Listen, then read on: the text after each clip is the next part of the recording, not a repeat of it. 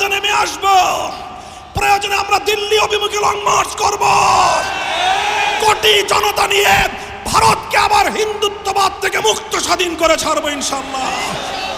আগামীর সংগ্রামের উদ্যোক্তা হবে। সেই ভারতে আজ হিন্দুত্ববাদী উগ্র সাম্প্রদায়িক গোষ্ঠী গুজরাটের কসাই খেত নরেন্দ্র মোদী বাহিনী, বিজেপি সরকার ভারত শাসনের নামে বছরের পর বছর ধরে মুসলমানদেরকে নিধন করে চলছে।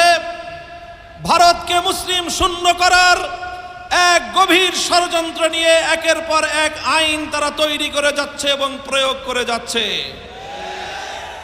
তারই সর্বশেষ সংযোজনী হলো বিগত 5ই এপ্রিল ভারতের ন্যাশনাল অ্যাসেম্বলিতে তারা ওয়াকফ আইন সংশোধনী বিল 2025 পাশ করেছে এবং 1923 সালে প্রণীত ভারতের ওয়াকফ আইন 1995 সালে সংশোধিত ভারতের ওয়াকফ আইনকে পরিবর্তন করে খোল নলচে পরিবর্তন পাল্টে দিয়ে 40টি পরিবর্তন সাধন করে মুসলমানদের ধর্মীয় ওয়াকফের বিধানকে সম্পূর্ণরূপে বাতিল করে মুসলিম জাতির ধর্মীয় সম্পত্তিতে হিন্দুত্ববাদী নখ বসাবার পায়তারা চালিয়েছে তারা।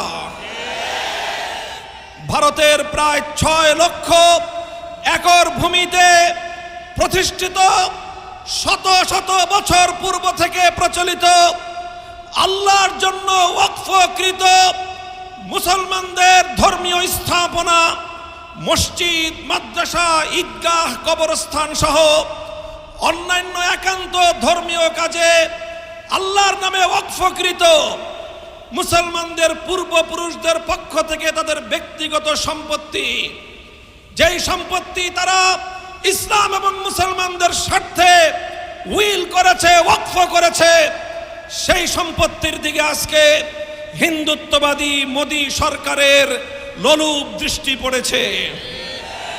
তারা এই বিতর্কিত বিল পাশ করে মুসলমানদের অধিকার হরণ করবার, মুসলমানদের সম্পত্তি লুটপাট করার, মসজিদের সম্পত্তিকে হিন্দুত্ববাদী আগ্রাসন জমাবার পায়তারা শুরু করেছে।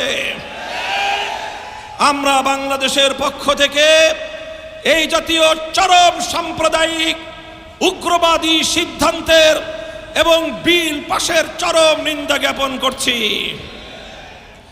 স্পষ্ট ভাষায় আমরা দাবি জানাতে চাই, অনতিবিলম্বে এই বিতর্কিত ওয়াকফ বিল 2025 বাতিল করতে হবে। সেই সঙ্গে আমরা বলতে চাই, সারা দুনিয়ার মুসলমানেরা যেভাবে আমি বিশ্ব মুসলমানদের প্রতি এবং সারা দুনিয়ার শান্তিকামী মানবতার প্রতি আহ্বান জানাতে চাই, একইভাবে আপনারা ভারতের মুসলমানদের অধিকার আদায়ের জন্য ভারতের 40 কোটি মুসলমানদের প্রতি সংহতি প্রকাশ করার জন্য বিশ্ব মানবতা রাজপথে নেমে আসা দরকার। ঠিক একইভাবে আমরা বলতে চাই, সারা দুনিয়ার মুসলমানদের এবং মানবতাবাদী জনগণের চেয়েও বাংলাদেশের মুসলমানদের, বাংলাদেশের জনগণের দায়িত্ব অনেক বেশি। কারণ বাংলাদেশের মানুষ, বাংলাদেশ ভারতের প্রতিবেশী রাষ্ট্র। প্রতিবেশীর বাড়িতে যদি আগুন ধরে, অন্যান্য মানুষ আসার আগে প্রতিবেশীকে সর্বপ্রথম সে আগুন নেভানোর জন্য এগিয়ে আসা তার নৈতিক দায়িত্ব হয়ে দাঁড়ায়। তাই আজ বাংলাদেশের জাতীয় মসজিদ বাইতুল মুকাররমের প্রাঙ্গণ থেকে 18 কোটি জনতার পক্ষ থেকে ভারতের 40 কোটি মুসলমানের প্রতি আমরা পয়গাম পাঠিয়ে দিতে চাই, উগ্র হিন্দুত্ববাদী নরেন্দ্র মোদীর বিরুদ্ধে আন্দোলন সংগ্রামে তোমরা একা নও। হে ভারতের মুসলমান সমাজ, বাংলার মুসলমানরা তোমাদের সঙ্গে আছে। ভারত জুড়ে তোমরা নরেন্দ্র মোদীর বিরুদ্ধে দুর্বার আন্দোলন করে তোলো। আমরা নরেন্দ্র মোদীর বিরুদ্ধে অ্যাকশন, অ্যাকশন। নরেন্দ্র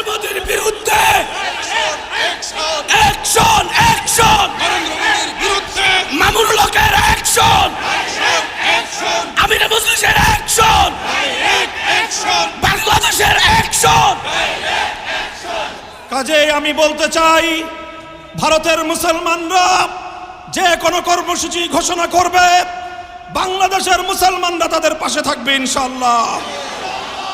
প্রয়োজনে বাংলাদেশের সীমান্তবর্তী অঞ্চলগুলোতে ভারতের মুসলমানরা যদি নরেন্দ্র মোদীর বিরুদ্ধে কোনো কার্যক্রম গ্রহণ করে, বাংলাদেশের মুসলমানরা সীমান্তবর্তী এলাকাগুলোতে ভারত বিরোধী প্রতিবাদী কর্মসূচি পালন করবে ইনশাআল্লাহ।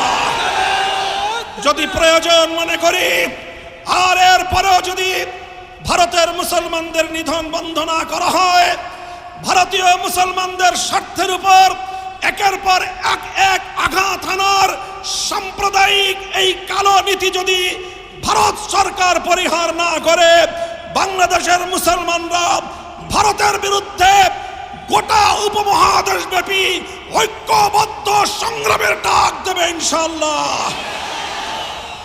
ইতিমধ্যে বাংলাদেশ সরকারের কাছে আহ্বান এসেছে, আঞ্চলিক জোট সার্ককে শক্তিশালী করে এই উপমহাদেশীয় অঞ্চলে দক্ষিণ পূর্ব এশিয়ায় ভারতের আধিপত্যবাদের বিরুদ্ধে সবগুলো মানবতাবাদী রাষ্ট্র ঐক্যবদ্ধ হয়ে ভারতের বিরুদ্ধে আগ্রাসী নীতির বিরুদ্ধে প্রতিরোধ গড়ে তুলবার আহ্বান জানাই। আমি বাংলাদেশ সরকারের প্রধান উপদেষ্টা জনাব প্রফেসর ডক্টর ইউনূসকে আহ্বান করি, আপনি উদ্যোগ গ্রহণ করুন। পাকিস্তান, নেপাল, ভুটান, শ্রীলঙ্কা, মালদ্বীপ সহ আপনারা ভারতের আধিপত্যবাদের বিরুদ্ধে রুখে দাঁড়ানোর টুটি চেপে ধরুন। যেভাবে আন্তর্জাতিক পর্যায়ে নরেন্দ্র মোদীকে আমাদের প্রফেসর ইউনূস সাহেবের সামনে একান্ত অসহায় মনে হয়েছে, আমরা সকল ছোট রাষ্ট্রগুলি যদি ঐক্যবদ্ধ হতে পারি, ভারত তার আধিপত্যবাদী কালো নীতি প্রত্যাহার করতে বাধ্য হবে ইনশাআল্লাহ। সংগ্রামী সাথী ও বন্ধুগণ, তাই আমি বলতে চাই, আজকের এই গণসমাবেশ থেকে আমরা দ্ব্যর্থহীন ভাষায় ভারত সরকারের প্রতি আহ্বান জানাবো, বিতর্কিত ওয়াকফ বিল অনতিবিলম্বে বাতিল করুন। যদি সেটা না করে, বাংলাদেশ সরকারকে বলবো, ভারতের বিরুদ্ধে কূটনৈতিক, অর্থনৈতিক সব ধরনের পদক্ষেপ গ্রহণ করার জন্য আপনারা প্রস্তুতি গ্রহণ করুন। আঞ্চলিক জোটকে শক্তিশালী করুন।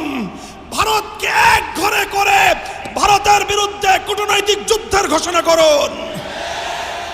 সংগ্রামী সাথী ও বন্ধুগণ, সেই সাথে আমরা বলতে চাই, ইনশাআল্লাহ আগামী 3রা মে হেফাজতে ইসলামের পক্ষ থেকে ভারতের ওয়াকফ বিল পাস এবং মুসলিম নিধনের প্রতিবাদে সোহরাওয়ার্দী উদ্যানে মহাসমাবেশের ডাক দেওয়া হয়েছে। বাংলাদেশ খেলাফত মজলিস হেফাজতে ইসলাম বাংলাদেশের সেই মহাসমাবেশের সাথে সম্পূর্ণ একাত্মতা পোষণ করে মহাসমাবেশ বাস্তবায়ন করার জন্য নেতা কর্মীদেরকে রাজপথে নেমে আসার উদাত্ত আহ্বান জানাচ্ছে। আমরা বলতে চাই, বাংলাদেশ সরকারকে বলবো যে দেখেন, ভারত তোষণের কোনো নিয়ত যদি থেকে থাকে, এই অপনিয়ত বাদ দেন। বাংলাদেশের মানুষের পালস বুঝেন। বাংলাদেশ মানুষ আর কিছু সহ্য করলেও ভারতীয় আধিপত্যবাদ বাংলাদেশে তারা বরদাস্ত করে না। যদি আমার কথা বিশ্বাস না হয়, তাহলে বিগত 5ই আগস্টের শেখ হাসিনার পরিণাম থেকে শিক্ষা গ্রহণ করুন।